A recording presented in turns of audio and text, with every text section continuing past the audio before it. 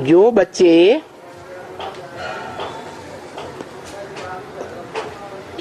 मन को कंट्रोल करने का पुरुषार्थ तो करते हैं, मन चंचल है ना, तो चंचल मन को जो इंद्रियों को भी चंचल बनाए देता है, बनाता है कि नहीं? तो उस चंचल मन को जो 11वीं इंद्रिय है,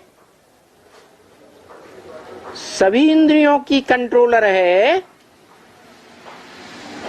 सभी इंद्रियों पर लगाम लगाने वाली इंद्रिय है, ऐसे मन रूपी घोड़ा कहो, सशक्त घोड़ा, क्योंकि घोड़ा युद्ध में गाया हुआ है, धक से आगे भाग जाएगा युद्ध भूमि में और धक से पीछे आ जाएगा। और हाथी इतनी जल्दी आगे नहीं भाग सकता, आगे पीछे नहीं हो सकता। कोई भी युद्ध का प्राणी इतना आगे पीछे नहीं हुआ, तो उसको पूरी लगाम लगाए, सिर्फ लगाम लगाए ही नहीं, उस लगाम को अपने बुद्धि रूपी हाथ में अच्छी तरह से जकड़ के रखे, जो 1 सेकंड भी इधर से उधर न हो सके। 100% कंट्रोल, ऐसा कंट्रोल करने वाला कोई 100% पुरुषार्थी होगा या नहीं होगा? है? होगा। तो उसको कहेंगे मन होते हुए भी जैसे मन है ही नहीं, क्योंकि मन को पूरा कंट्रोल कर लिया, और मन कंट्रोल कर लिया तो आंखें होते हुए भी जैसे है ही नहीं, कान होते हुए भी है ही नहीं, कोई भी इंद्रियां होते हुए भी जैसे नहीं है, ऐसे अनुभव करेगा। उसकी यादगार है शिवलिंग, जिसको गीता में कहा है अव्यक्त मूर्तिना। कैसी मूर्ति? अव्यक्त मूर्ति। अरे मूर्ति तो साकार होती है, मूर्त माने साकार या निराकार? साकार। अमूर्त माने निराकार। तो ये अव्यक्त मूर्तना क्या हुआ? अव्यक्त मूर्तना का मतलब हुआ कि मूर्ति तो है, लेकिन उस साकार मूर्ति को इंद्रियों का अनुभव नहीं होता, इंद्रियों के सुख और दुख का अनुभव नहीं होता,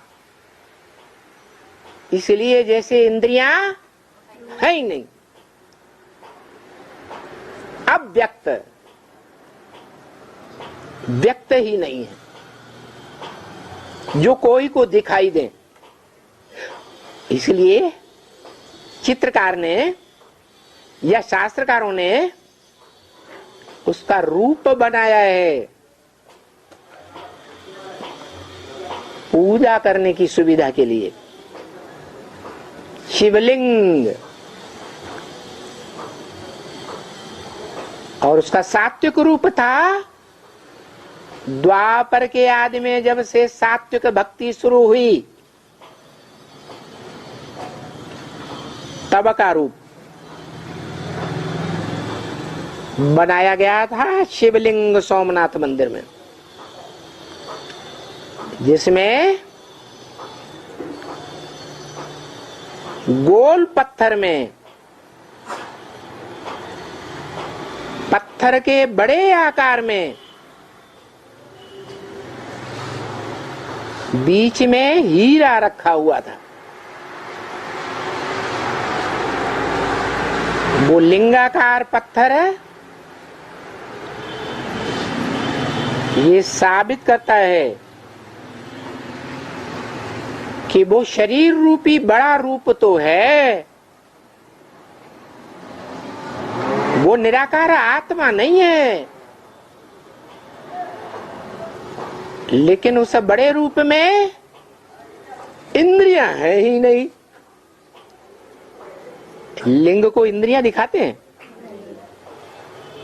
इंद्रियों का अनुभव होता ही नहीं।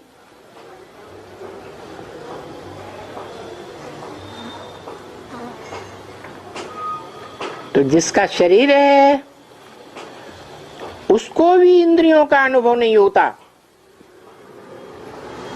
और जो उसके समीप संबंध में आने वाले हैं उन्हें भी इंद्रियों का अनुभव नहीं होता। इसलिए उस स्वरूप की यादगार गीता में लिखी है अव्यक्त मूर्तिना। माने मूर्ति तो है, साकार तो है, लेकिन वो इंद्रियां अव्यक्त हैं, व्यक्त नहीं है, देखने में नहीं आती। और वो यादगार किस समय की यादगार है? हाँ? अरे संगम युग की यादगार है। जो संगम युग है, 4 सीन वाले ब्रॉड ड्रामा सतयुग त्रेता द्वापर कलयुग का शूटिंग पीरियड है। जिस रिहर्सल के पीरियड में, रिकॉर्डिंग के पीरियड में, रिहर्सल कराने के लिए जो डायरेक्टर है वो पर्दे के पीछे पार्ट बजाता है, किसी को देखने में नहीं आता। उसके संकेतों को रंगमंच पर पार्ट बजाने वाले समझ सकते हैं, दूसरे कोई नहीं समझ सकते। तो उस रंगमंच पर जो हीरो पार्टधारी है, वो हीरो पार्टधारी ऐसा पार्ट प्ले करता है कि अपने पुरुषार्थी जीवन में वो काला देखने में आता है, और उस पुरुषार्थी जीवन के अंतिम चरण में महाकाल देखने में आता है। क्या? महाकाल, कालों का काल, विकराल रूप, रौद्र रूप धारण करने वाला, जो गीता में बताया गया विराट रूप में दंष्टा करालानि चते मुखाने। अर्जुन ने साक्षात्कार किया कि हे भगवान, तेरे जो मुख हैं विकराल मुख हैं, जिनकी दाढ़ों में सारा संसार चबाया जा रहा है। चाहे वो देवात्माएं हैं, ऋषि मुनि हैं, मनुष्य आत्माएं हैं, राक्षसी आत्माएं हैं, प्राणी मात्र हैं, सब उन दानों में चबाए जा रहे हैं।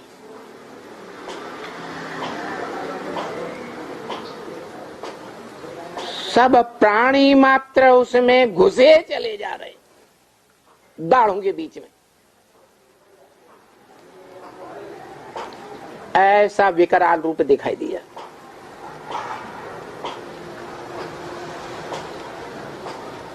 महाविनाश के काल में उस महाकाल का रूप, विकराल रूप दिखाया।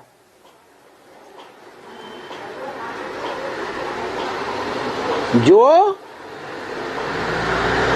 एकमात्र है इस संसार में, हीरो पार्टधारी, जिसका कभी विनाश नहीं होता।